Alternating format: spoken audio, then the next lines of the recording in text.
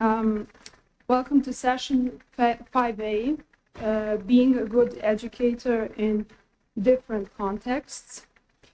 The first presenter at this session will be Bojana Milosavljević from the Institute for Pedagogy and Andragogy, Faculty of Philosophy, University of Belgrade. The title of her presentation is Who Cares? Care as a Concept that Shapes Kindergarten Culture and Lived Experiences. So the floor is yours. Thank you. First of all, I want to say that I'm really honored to be here. This is my first year as a presenter, is that a word? I was a volunteer 2 years ago, and it was a wonderful experience. And I want to thank my colleagues for being here and my friends. Thank you so much. And okay, without further ado, I'll try to tell you about this concept of care, and I don't know, hope it won't bother you much. Okay, so the concept, the title is Who Cares? Care as a Concept that shapes kindergarten culture and lived experience, as my colleague said. And I was actually asking myself, why do some reforms, but not in a reformal way, more like revolutionary movements and bottom-up perspectives from Reggio, that you haven't had the opportunity now to hear about their history of revolutionary movement in a sense. You had experience to hear a little bit about the practice, but not in that historical sense. But why these things happen usually in preschool, and they usually don't happen in school, or they don't take a bigger form. They start as a revolution and then they end. So my question was that, and I found the answer, or a part of the answer, behind the care, behind the concept of care, and that's why I have these mountains that usually represent culture in kindergarten culture, precisely. That is, you know, the point of this mountain is what we see, artifacts, and the bottom part is what we believe in. So artifacts represent what we believe in, but what shapes these mountains is actually, in a sense, education and care, and my focus here is on care. Okay, so the history of care I'm not that familiar with, but I tried for the purposes of conference to just go a little bit under that part of, you know, aspects of preschool. And the history of care is related to female concepts and to feminism in a sense, and in this work that we are about to write, care is seen as relational concept. So it's not only a matter of physical care, or you know, it is not just caring for. It is also caring with, and it is in a sense seen as ethical encounter, as Nikki Ward says. And we had some discussion today about language and these things. I won't go there, but just I was curious, like, I don't know if now we have anyone that is not from English or Serbian, like mother language, that can say something about the care in their countries, or their languages actually. But in Serbia we have two words, briga and nega, and in English we have like care and maybe nurturing or something similar to it. But in Serbian, briga and in English care are, you know, somehow not only left for these physical aspects, they are much more holistic in a way, and it is also shaped by language, therefore it is pretty much shaped by culture. Okay, so in a sense, care was traditionally, we were expecting it from women, and that was a point where women also got, in a sense, freedom to join public space, because the first jobs that women were allowed to do were somehow connected to care, even caring for youngest and caring for the eldest. And somehow, even today, if we look at statistics that we don't like much, but sometimes they can inform us on some things. Men are teachers, but they are not carers, and they are not carers for children or for elders. So, in a sense, it all came out, so sort of a freedom concept. I'll work outside of my home, but I will be a caregiver in a sense. But also, the way was always actually it had to do with public institutions, not private sector. In private, care is seen as a concept of physical care, but in a public public manner, it was much more, even from the first steps of preschool education. It was always connected to working class, and so it has to do with the purpose of preschool itself. Okay, so psychological theories that were a part of that, how we see care, got us thinking that care is somehow maternal concept, and that it should be the ideal of carer is child care worker is a loving mother, and so it was like, because of theories of attachment, that we are not attacking here, but that was something that shaped this concept. So when we see care only as a loving mother concept, that brings to horizon a distinction between education and care, and the processes, and what also helped in that antagonisms is the process of schoolification, and it is still an ongoing process in many countries actually, and even in Serbia there are some, tries to make teachers from school come to kindergartens and be the ones that lead education, while teachers who work in preschool, vaspitači or practitioners, would just follow. They would take care of children, but the other ones would be there for educational purposes. And I completely disagree with that, and I think we in a sense narrow the education itself by not giving a chance to care in a holistic manner. So even in language also you can see the word or the phrase school smart, and then you can see the phrase mother-wise, which means that there are some types of knowledge that my colleagues were also mentioning, that preschool and school are letting down, and they are not allowing these types of knowledge come to our attention, and then they become a sort of intuition is not the most important thing, and all these things are they're good for you, but the accent is not on them. So this process of schoolification, in a sense, made us actually narrow even the education, in a sense, because it reduced it to a cognitive development, and it led us to a lack of continuity in childcare and education. And we were mentioning that early on, yesterday actually, on Mislilište. And now,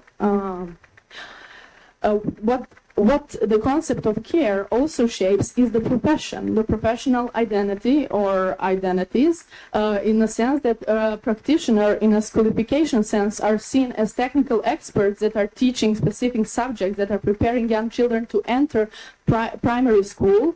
And that is the problem, because it narrows down now and even practitioners' position, and makes them in anger and fear of constant pressure to do their expertise based on someone else's truths. And in a sense, care as a concept makes this conceptualization of education that is rational more feminine, in a sense that it becomes more a thing of the performance itself, and in a sense that all these the knowledge is, you know, not an one concept for all time. So what care gives kindergarten culture is that care helps a community of practice become a community of practice, because we are talking about it, we are talking about community of learners, community of practice, but actually some practices that are more of a caring than of educating are making culture, kindergarten culture, more I would say welcoming, in a sense that those things are informal connections between practitioners and all these things that could consider as care rather than as expertise in this rational way. So in other counterparts, there is one. There are some authors that say that this trying to make gender neutral caring culture is a way of trying to make a change, so it does not stay only in education, in a sense that we are only in education left to be who we are and to shape our identities and positionalities, doing our job. It actually makes a bigger transformation even in caring for the people we love the most. So it goes into houses, but not in a bad way. It is more like a way to something that is publicly and politically, how it shifts to a sphere that is not public, that is private. What we were reading about is that some concepts in Denmark were in the other countries were fundamental for these new ways of caring, where it is not only a physical care, but it shifts to a holistic way.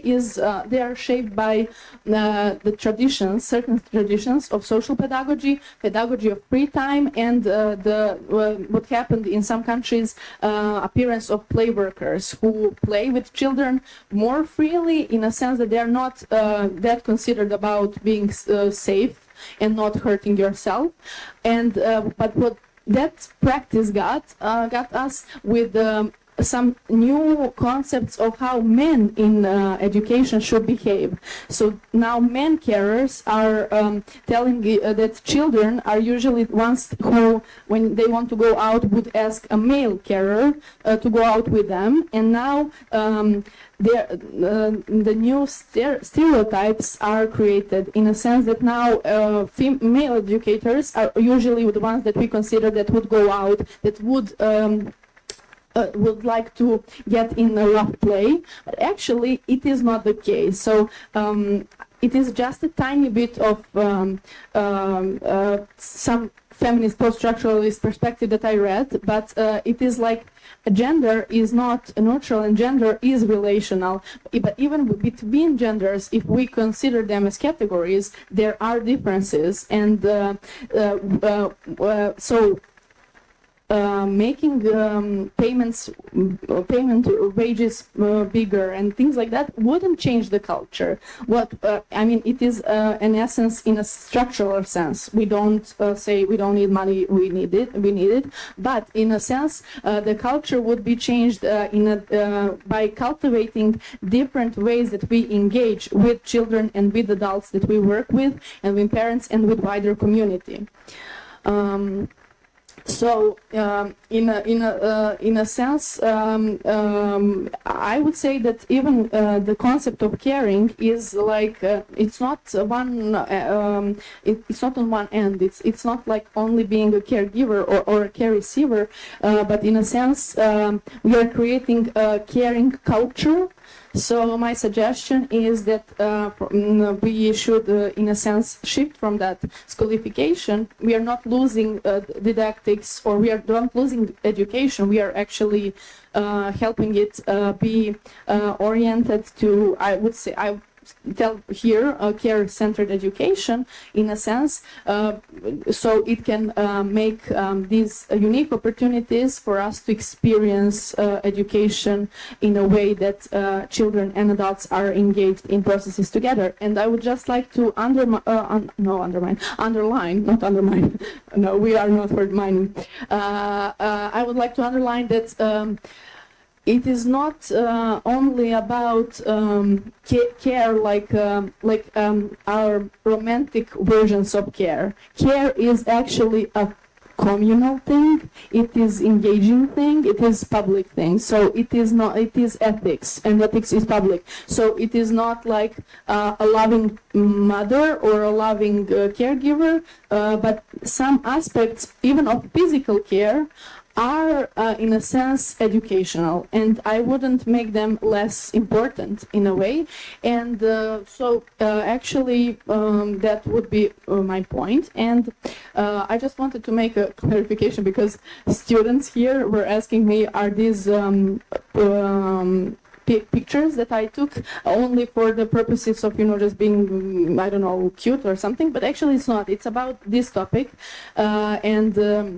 actually, it is about how, in a sense, we all here together are making these concepts of care, in a sense, because like today and yesterday, you can sort of sense that some people are just there to present. And even me, I was so nervous because I'm presenting, and I was wondering, am I listening to people? Like our Professor Rinaldi said, like, do we practice these concepts of listening?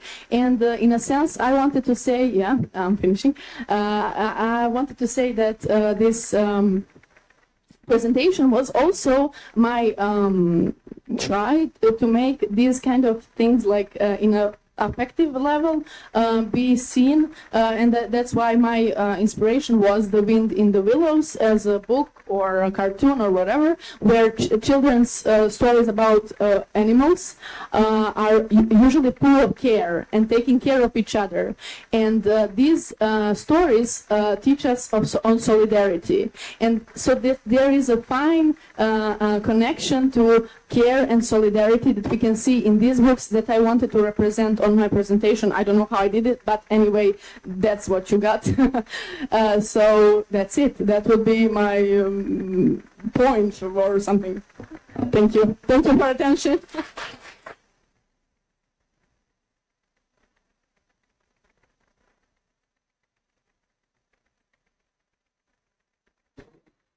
So thank you very much for a great presentation.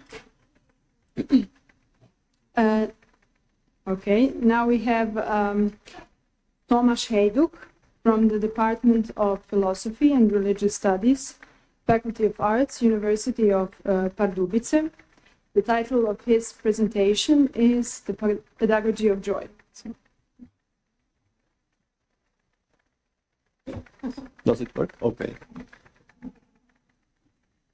So I don't have nice presentation as Bojana had, so I'm sorry. These are just texts, because I'm not native English speaker, so not so fluent. So I hope you will understand better when you see the text I read.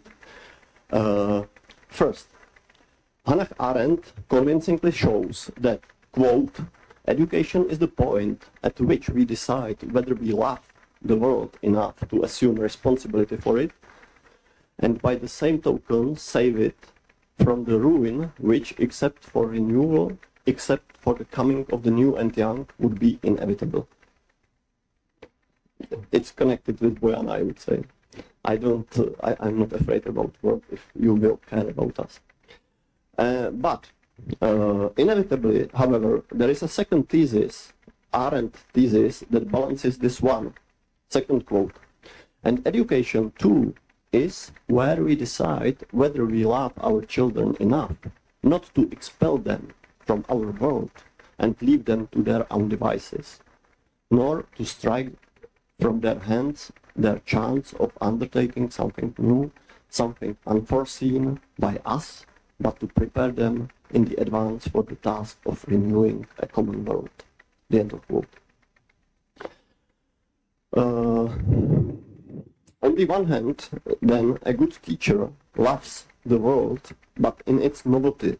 That is, rather than a relationship to the here and now, it is a relationship to what isn't yet here, or even not just a development of what is already here. For something to be truly new, it cannot be derived or somehow evolved from the old.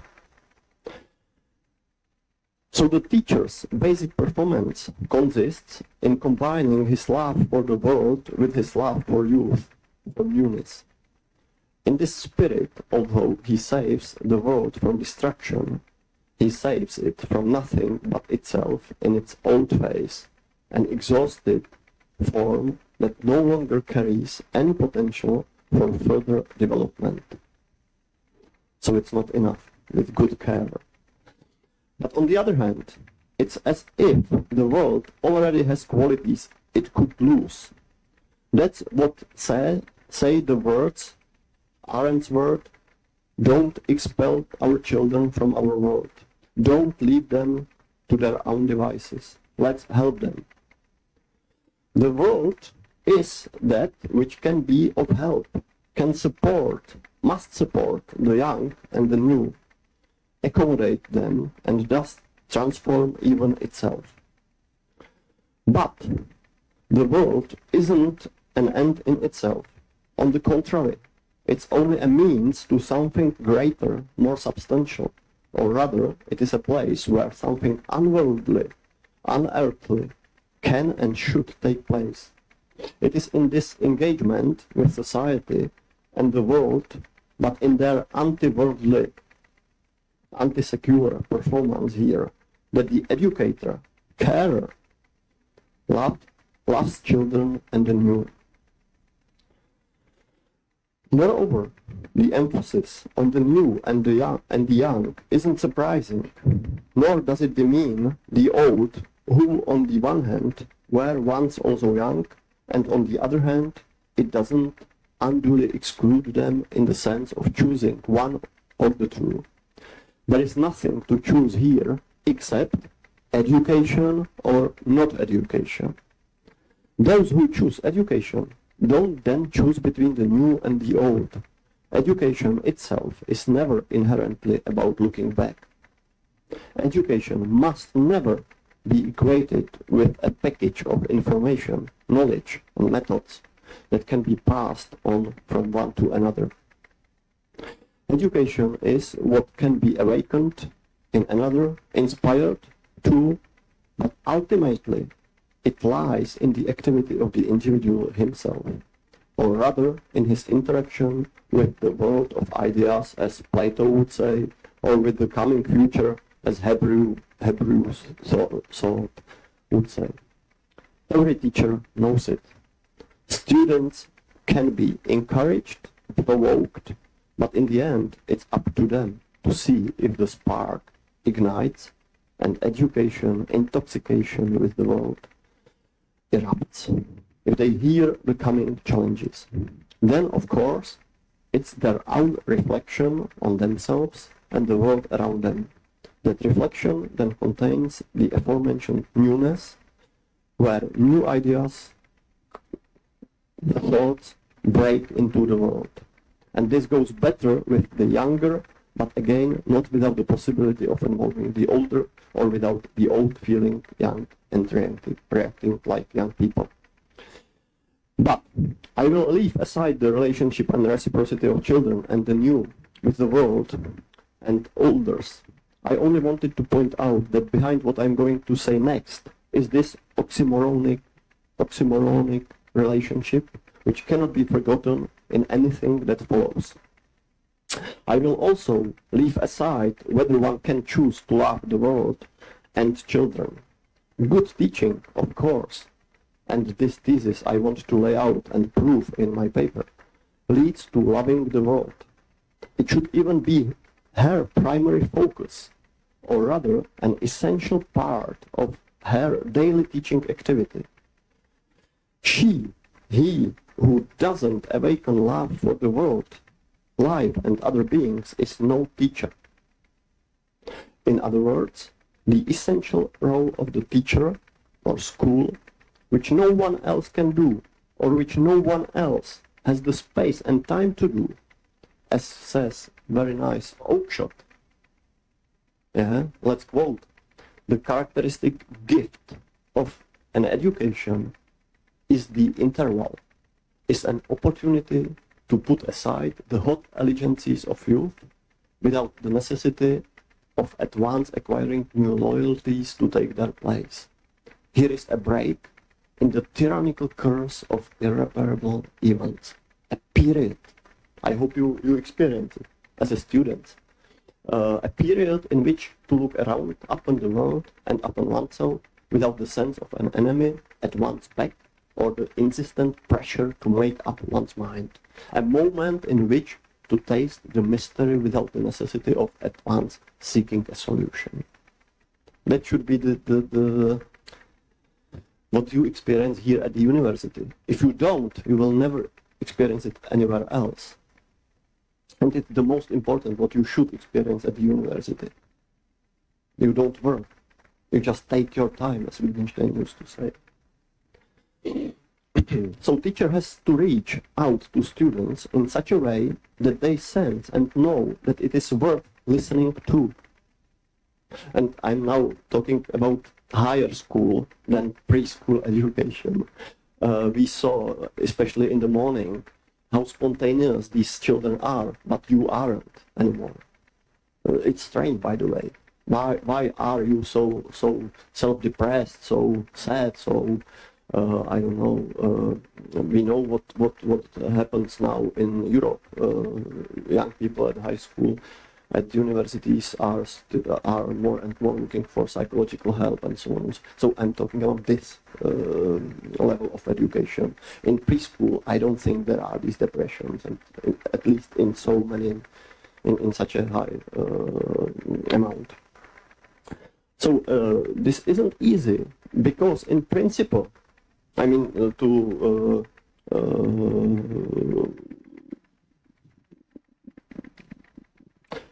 help students to know that it's worth listening to. This isn't easy because in principle it can mean nothing less than awakening in them a personal interest in the idea, as Bojana, for example, in idea of caring. Sorry to use you. Or challenge. Let's quote. The third quote is from Czech philosopher. "Above all, we need education to make us passionate about life, to fulfill or develop the taste for life, awakened in us by birth at a given historical moment." And just now recall, did your teachers at high school, as the main thing, made you passionate about life? That's what I miss. From this interest, then comes an interest in life, or with Socrates, better said, a good and meaningful life. It is life connected with the mentioned idea. Such an awakening is traditionally associated with arousing wonder and shame, which we know from Plato's dialogues, but it is emphasized repeatedly and in new terms by today's philosophers or educators. For example, Ray Holland carefully explains how good teachers show that, quote, good teachers show that a man can be at home in the world, find it a good world despite the ill, by being brought into contact with forms of understanding and apprehension in which some good is to be encountered, some wonder to be seen. So he doesn't say there is no ill. There is evil, there are terrible things, but despite of it, teachers are fighting with it. And Ray Holland gives, I think, very good example. It's not only theory. He gives example how somebody can awaken such a thing. And the example is from the autobiography of violinist Pavlo Kasai. Let's quote. "For the past 80 years, I have started each day in the same manner. It's not a mechanical routine, but something essential to my daily life. I go to the piano and I play 2 preludes and fugues of Bach." I cannot think of doing otherwise. It's a sort of benediction on the house. But that's not its only meaning for me. It's a rediscovery of the world, of which I have the joy of being a part. It fills me with awareness of the wonder of life, with a feeling of the incredible marvel of being a human being. I don't think a day has passed in my life in which I have failed to look with fresh amazement at the miracle of nature. End of quote. But I talk about interest in the idea. This interest is therefore not sufficient if it's merely curiosity, pragmatic, hedonistic, or otherwise instrumental interest. As is already clear from the object of this interest, its idea, good life, that's what I mentioned, beauty. In its true form, it's always an existential interest, an interest in life itself, in its better and best forms, in beauty, goodness, meaningfulness. Education, then, is to enthuse for life in its goodness and beauty. And again, I repeat, it's, according to me, the rule for high school teacher, university teacher, not preschool teachers. You need something else there, because these children know about the beauty of the world, and in a sense you have easier role, but in another sense I can imagine it's harder. Education then is to enthuse for life and in its goodness. It must arouse and develop the very desire to live. Another quote from John Henry Newman: education implies an action upon our mental nature and the formation of a character. It's education to perfect gentlemanship, to human excellence, and consists in reminding oneself of human excellence, human greatness. By becoming aware of the dignity of the mind, we realize the true ground of the dignity of man, and therewith the goodness of the world. You cannot find out the goodness or beauty of the world without goodness and beauty of your mind, which is the home of man, the world, because it's the home of humankind. Mind, sorry.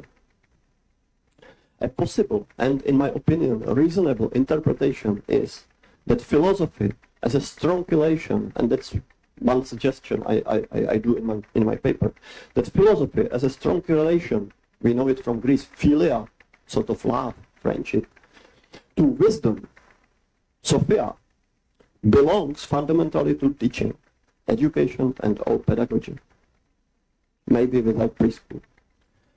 Wisdom, in that ancient Greek, Latin meaning of the words sophia and sapientia, means, I guess you know, but to be sure, it means to taste.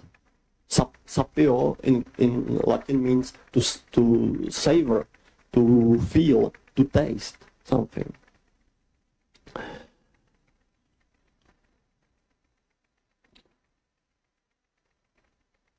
So we need philosophy as a savoring of life, tasting the life, smelling the life, good life. And small children, I would say, they smell it, but you don't. You need teacher to acknowledge this smell, I would say. Another example might be the contemporary philosopher, German philosopher Hartmut Rosa, who shows how resonance, it's the main, one of the main term for him, how resonance, it is in encountering a world in which we feel authentic and alive, determines our life satisfaction today. We are satisfied and meaningful when we resonate with the world, individual things, activities, beings, or nature. It is an attachment whose opposite is the dumbness, emptiness that characterizes people who are distant from the world and who are diagnosed with burnout and depression. Rosa's resonance doesn't represent any philosophical, religious, or artistic contemplations belonging to an elite group of the chosen, but simple experiences experienced on a daily basis while listening to music, playing football, soccer, talking, being in nature, etc. Such resonance, or harmony, is accompanied by 4 characteristic moments. First, touch, effect, we saw. Second, self-activity, some sort of response. Third, transformation, pedagogy of transformation, something like this. And the fourth one, the moment of indisposability, the experience of resonance cannot be forced, cannot be planned. It must be, it's indisposable. Resonances exist, such as family, work, being in nature, love, create spaces in which resonance traditionally flourishes. However, modern societies based on profit maximization, competition, and acceleration threaten all of these axes because they are built on the opposite: slowing down, cooperation, and selflessness. The above-mentioned savoring, tasting, opening, establishing contact, insight, can also be updated by the work of, and it will be another, I skipped Jan Patočka's phenomenology, Byung-Chul Han, another German philosopher, who emphasizes that vita contemplativa refers to an experience of being in which beauty and perfection stand beyond possible human intervention. Quote, its elementary attitude is wonder at the simple giveness, so-sein, of things, which is exempt from all realization. The end of quote. When one encounters something that is beyond any logic of economic profit, when one perceives it, smells it, one is freed from the hyperactivity or multitasking. Be careful, sometimes today they say multitasking is great skill, and it isn't. Or it is, but only from one side. You are freed from the hyperactivity, multitasking, that otherwise dominates our activities and thinking today. Among the wonder or disappointment, as originally belonging to the origins of philosophy, of this tasting of the beauty of the world, is the deep attention that these encounters with what we don't immediately turn our attention away from to the possible profit of it. At the same time, deep attention is probably the only way how to find expression, face, identity, because otherwise the gaze and with it the whole person wanders back and forth without stopping. For educators, teachers, a clear task stems from these descriptions. First, they must teach the students to see, and second quote from Han, to accustom the eye to calmness, to patience, to waiting for things to approach themselves, to accustom them to a long and slow look, to learn not to react immediately to a stimulus, but to control the obstructing and closing instincts. End of quote. The teacher establishes a vita contemplativa, an observation, a perception which, as well as opening itself to the world, closes itself and resists all kinds of pressing impulses around it. The pupil, student, learns to direct, to focus his attention, or to concentrate, which in the first stage means to hesitate, to hold back, to stop doing something. And it's no coincidence that all this carries with it the original meaning of the term schole, school. To the question, why still education, then, one can answer simply, well, because there are many more intrusive impulses today, which makes this pedagogy of seeing and turning, whether founded by Plato or Nietzsche, all the more necessary. Multitasking and other false abilities must first of all be exposed, if not as destructive, then as only partially fruitful and life-improving, and secondly, alternatives to them must be sought and offered. Here, even traditional concepts, as seen above, remain unexploited, and so it's really a question of maintaining the alternative, of saving it, if it has the potential to cope with the new situations and developments in the world. The alternative of which I speak may sound pathetic and too noble, but such a basic enjoyment of things applies to everyday life, to the lives of ordinary people as well as philosophers. In James Scudamore Scudamore's novel English Monsters, the main character's grandfather, a farmer, observes a bittersweet love scene between a young couple, and the scene means nothing to him other than what is at stake in this awakening of a desire to live meaningfully and well or fully. The grandson, who watches his adoring grandfather, his educator, old man, understands very well what his grandfather is experiencing. The quote, "He was still excited about it, about this bittersweet love scene, when we got to the market 2 hours after. It represented a momentary break for him from a life not lived by his standards. Whatever disappoints him today, he will always be able to return to that scene." The end of quote.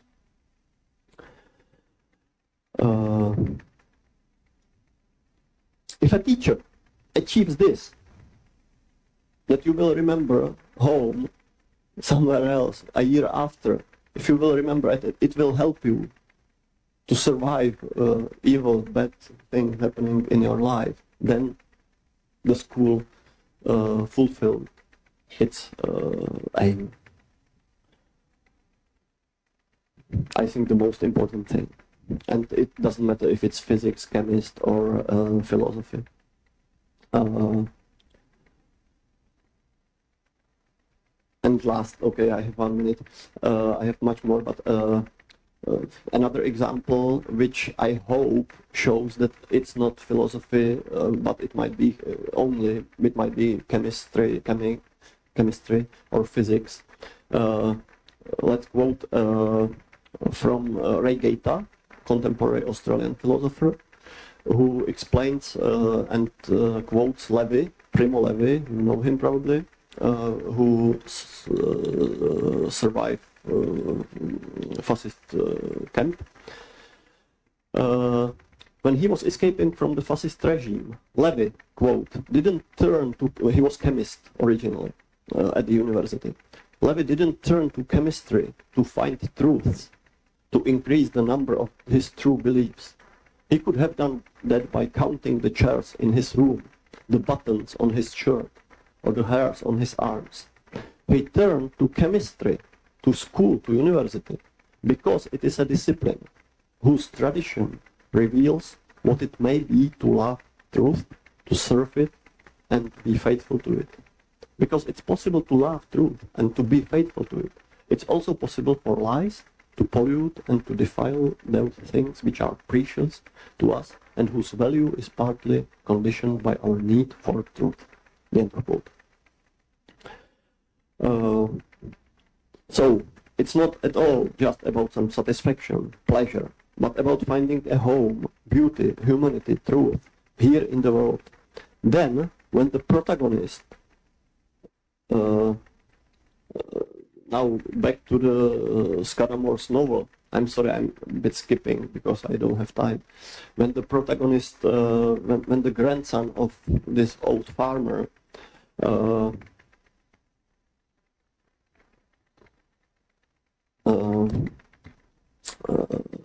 is away from his old teacher, he thought in this way. At the boarding school, he reflects on his grandfather in the way, quote, I missed how at home I felt in his world, in any world, because he could make any world charming, because he always recognized the humanity in it. Would he help me here? It was terrible conditions in this school. Would he help me here if I learned to think like him? The end of quote. But it's... I have much more, but it's my stupidity that I'm not on time, so thank you for your attention.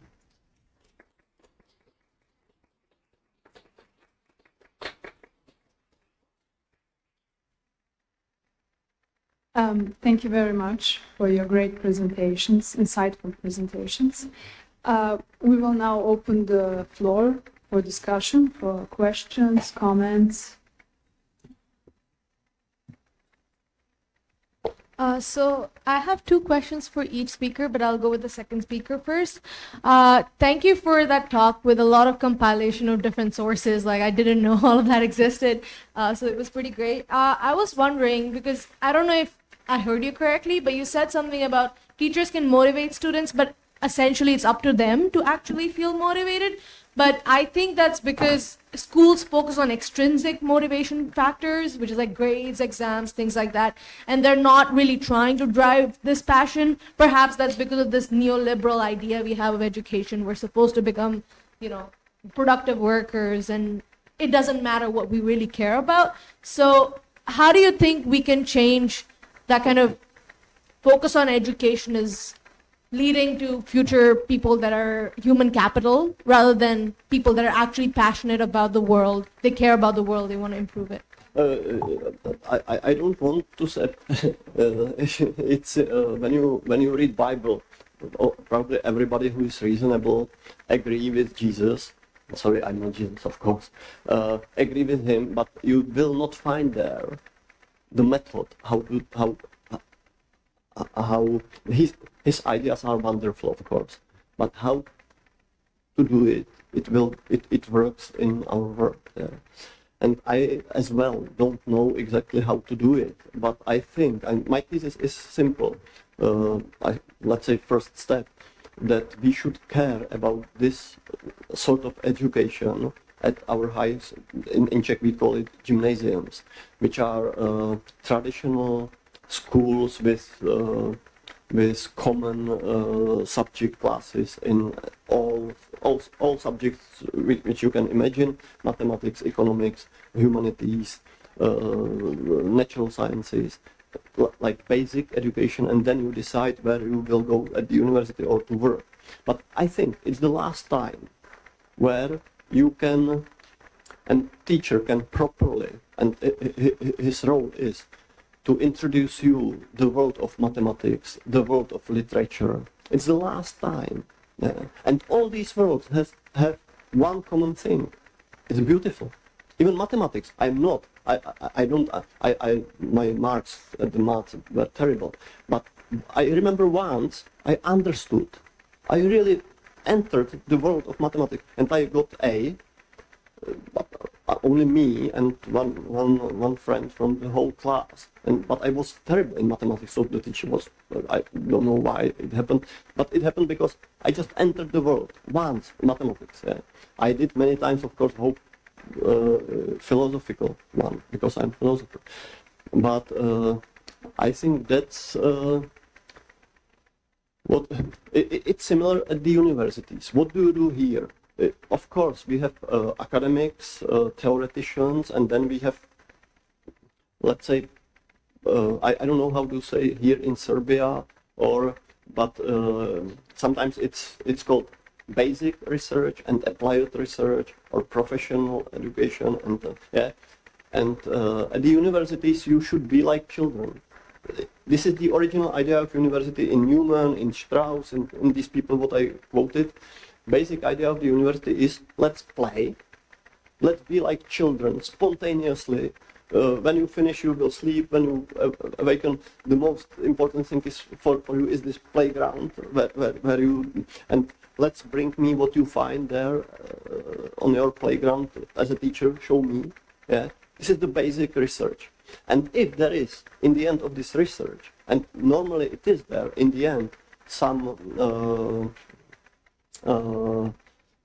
applied things which will help humankind to survive, and so it's great, but it's not the most important things. And we even know that even more effective is this basic research. So I would say we just need to know, and of course Aristotle, for example, if you know, Socrates, if you know it's better to do it this way, hopefully reasonable people will do it this way. But I know it's not good answer enough. Thank you for that. That does answer my question. And it's something that will allow me to segue into my other question. Since you mentioned the state of entering somebody's world is very important, no matter what subject it is, I wanted to talk about that in relation to care. Because you said that obviously schools should focus less on cognitive development. The schoolification is not really helping focus this narrative on care. But I don't understand why have that dichotomy, because what he had just explained is that you can have maths, you can have people that are experts and still have this notion of care that makes people engaged. They bring them into those spheres, and maybe that's a more feminine thing, but I think if you make the narrative just about care, you'll start thinking that women are only capable of that, they can't be experts, for example, or maybe I'm misunderstanding. No, it's not the case.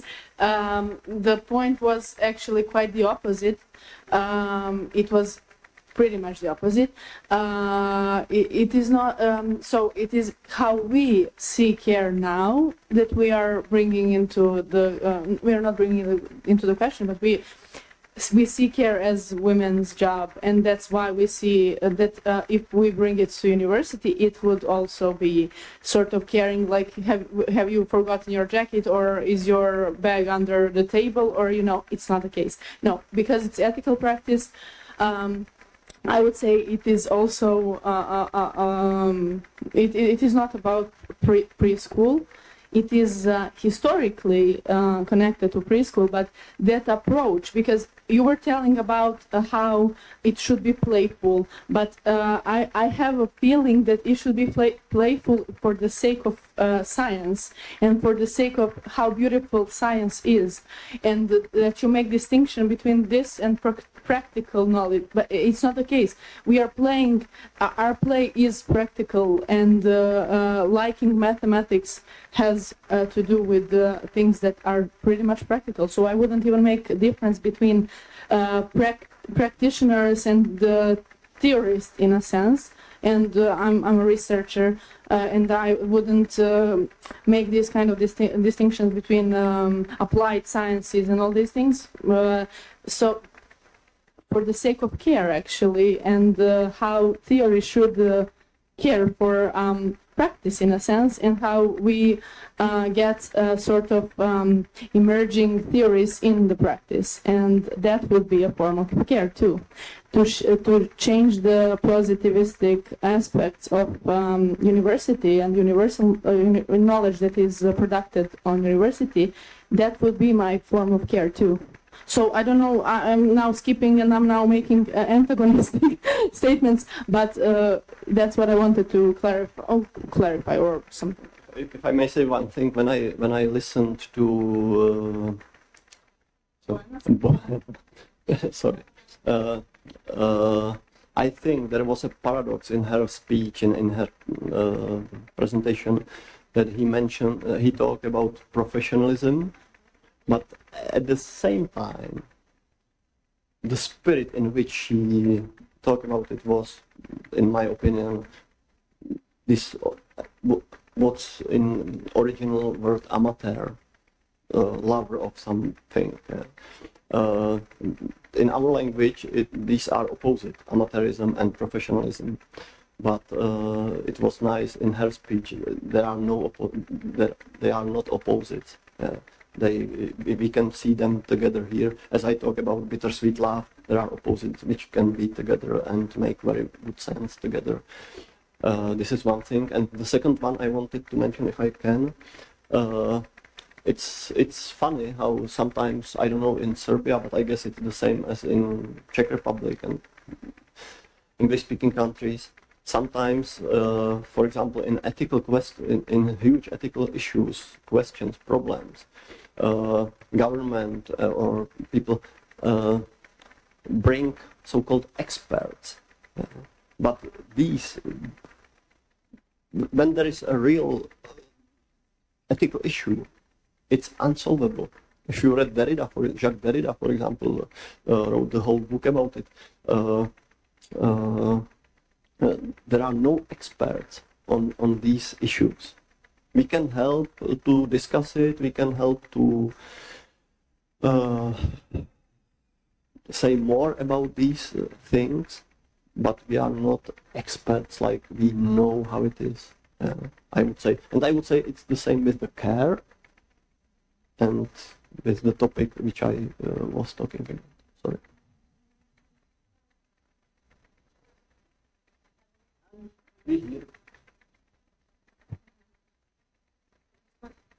Yeah, I really liked your comment on language because it makes sense how some people see it as a duality, some people don't. For example, in Hindi, the word for care is dhyan, which means attention, like to attend to somebody. And so if you see care like that, it is gender neutral. You're not really focusing on this maternal aspect. And so I really think that language can shape how we think about these things. So, thanks. Okay, we have time. Okay.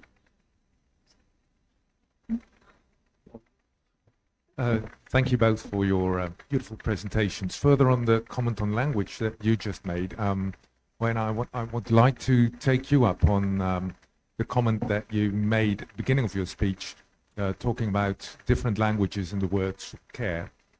In my language, Dutch, we have one word for care that also means worry.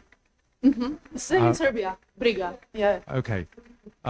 What, in your opinion, what does that say about the concept of care in an educational setting? Well, what's the word in Dutch?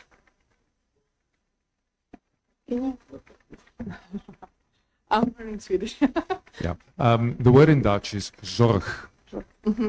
Yeah, so same in Serbia, and I was mentioning that it has to do with these traditions of community. Like I would say that being worried has that dimension of community, and that it is not only worrying about someone's life, but it has it sorts of in that sense care brings that ethical dimension. So having that word in culture means that culture is sort of focused on care as a matter of community practice. That what we do in our communities, and but also in Serbian it has to do with maternal principles of being worried about. But I think these are just learned practices, like who has to take care of being worried about, and who is like, oh, let that child be out there.